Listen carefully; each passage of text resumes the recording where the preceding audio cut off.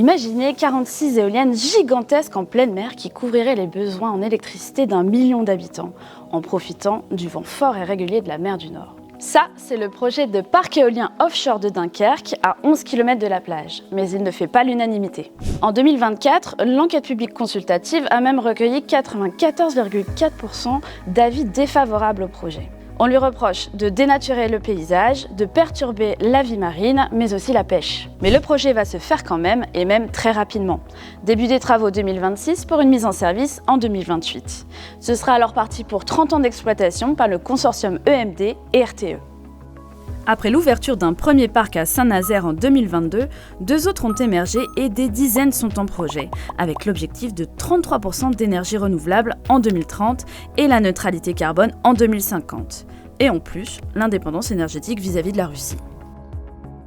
Pourquoi multiplier si rapidement les parcs éoliens offshore alors qu'on redéveloppe la filière nucléaire décarbonée? Parce que l'État veut anticiper les besoins. Le transporteur d'énergie RTE estime que les besoins en électricité vont bondir de 35% entre 2019 et 2050. Et ça, c'est à cause de l'électrification massive des usages, c'est-à-dire des transports qui vont devenir électriques et aussi des industries qui vont abandonner les énergies fossiles. Donc le pays fait le pari d'avancer avec le nucléaire et les énergies renouvelables comme le solaire, l'hydraulique et l'éolien, avec l'avantage qu'une fois installés, ces parcs produisent une électricité peu chère. Mais une énergie propre et sans impact sur l'environnement, ça n'existe pas vraiment.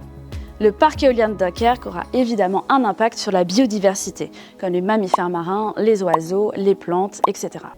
Pendant les travaux, des mesures seront prises pour éviter de faire trop de dégâts dans cette zone Natura 2000.